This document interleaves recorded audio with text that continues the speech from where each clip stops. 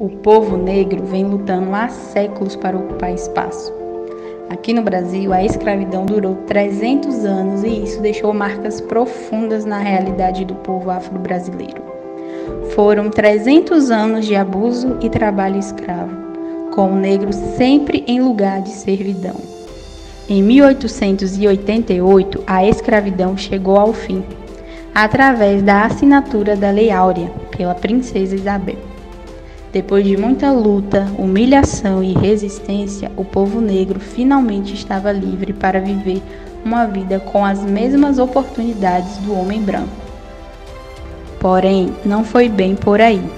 Os negros, que foram libertados em 1888, não receberam nenhuma assistência governamental. E por sobrevivência, eles acabavam realizando trabalhos não muito diferentes daqueles que exerciam na escravidão. E recebiam muito pouco por isso, o suficiente para não passarem fome.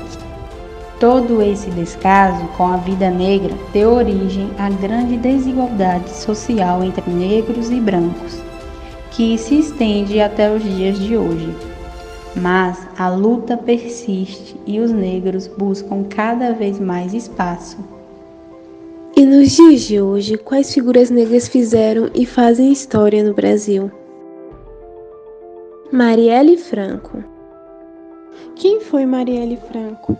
Marielle Franco da Silva, ou simplesmente Marielle Franco, nasceu em 27 de julho de 1979, no Rio de Janeiro. Marielle era filha de Marinete da Silva e Antônio Francisco da Silva Neto, e tinha como irmã Aniele Franco. A família vivia no Complexo da Maré, região pobre situada no Rio de Janeiro. E aos 19 anos, Marielle deu à luz a sua primeira e única filha, Luiara Franco, fruto de uma relação com seu primeiro namorado. Marielle foi vendedora ambulante, dançarina, empregada doméstica e educadora infantil, até reunir dinheiro para pagar os próprios estudos. E finalmente, em 2002, ingressou ela no curso de graduação em Ciências Sociais da PUC do Rio, com uma bolsa integral fornecida pelo programa Universidade para Todos. Quais causas ela defendia? Após a morte da amiga próxima, vítima de bala perdida, Marielle resolveu se dedicar à militância pelos direitos humanos. A socióloga trabalhou nas redes da Maré e criticou duramente os abusos de poder das forças policiais. Ela foi eleita vereadora em 2017 pelo partido PSOL. Em sua carreira política, Marielle foi reconhecida internacionalmente por ONGs como Anistia Internacional, pela formulação de projetos de leis e pautas em defesa dos direitos da população LGBT e das mulheres negras e faveladas. O dia 14 de março de 2018 foi um dia fatídico e com certeza marcou a história brasileira. Marielle Franco e o motorista Anderson Pedro Gomes foram assassinados com 13 tiros. O caso Marielle, como ficou conhecido, foi notícia no mundo todo e gerou diversas manifestações que, mais de 2 anos depois, continuam pedindo justiça e buscando manter seu legado vivo. O brutal assassinato silenciou uma voz que lutava pelas mulheres, pela comunidade pobre, favelada e majoritariamente preta e pelos direitos da população LGBT. A perda de Marielle representa a perda de muitas outras vozes silenciadas. Marielle, mulher, negra, favelada, mãe e LGBT, não será esquecida. Ela viverá em nossas memórias como um símbolo de resistência negra e nunca pararemos de perguntar: quem matou Marielle? Conceição Evaristo. Quem é Conceição Evaristo? Maria da Conceição Evaristo de Brito nasceu em 29 de novembro de 1964 em Belo Horizonte, Minas Gerais, e foi a segunda de 9 irmãos. Teve sua infância e adolescência marcadas pela miséria na extinta favela do Pindura-Saia, na região centro-sul da capital mineira. Trabalhou como babá e faxineira enquanto cursava letras, aspirando à carreira de professora.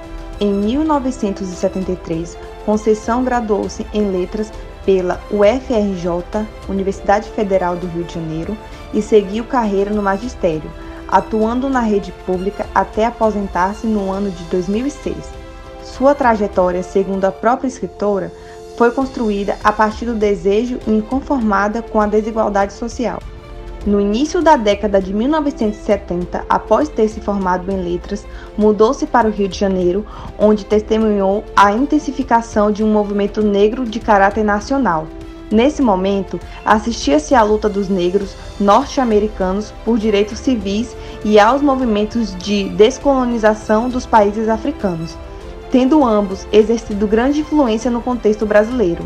Em 1982, a autora participou da fundação do Grupo Negrícia, Poesia e Artes de Crioulo.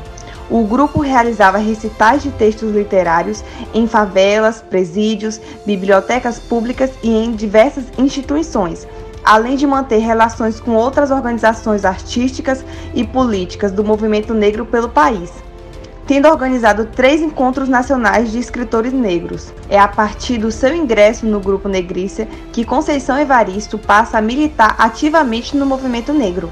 O Negrícia pode ser considerado como um aparelho privado de hegemonia que reunia diversos intelectuais orgânicos do movimento negro.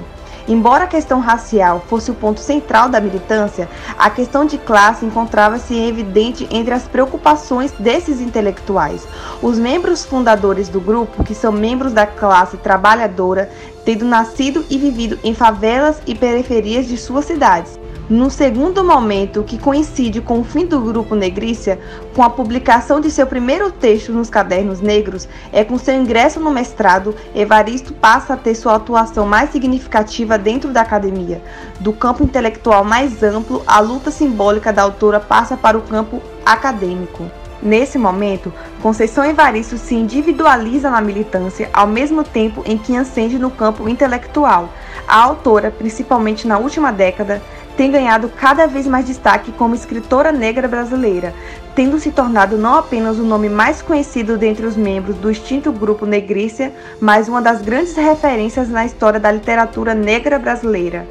No papel Preto no Branco, a voz de Conceição Evaristo carrega e propaga os sentimentos, as dores, as alegrias, os gritos e o sussurro de uma multidão de pessoas.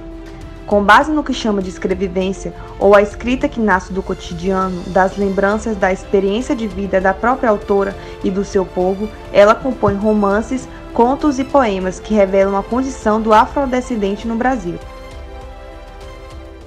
Não, nós nos negamos a acreditar que um corpo tombe vazio e se desfaça no espaço, feito poeira ou fumaça, adentrando-se no nada dos nadas, nadificando-se.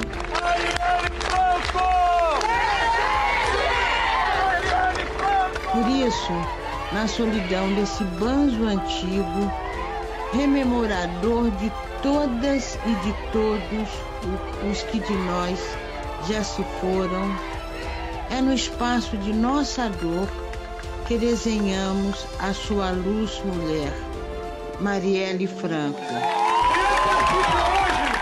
E as pontas de sua estrela enfeitarão os dias que ainda nos aguardam e cruzarão com as pontas das pontas de outras estrelas, habitantes que nos guiam, iluminando-nos e nos fortalecendo na constelação de nossas saudades. Marielle foi cedo demais, mas foi um grande exemplo na sua atuação política ao combate do racismo.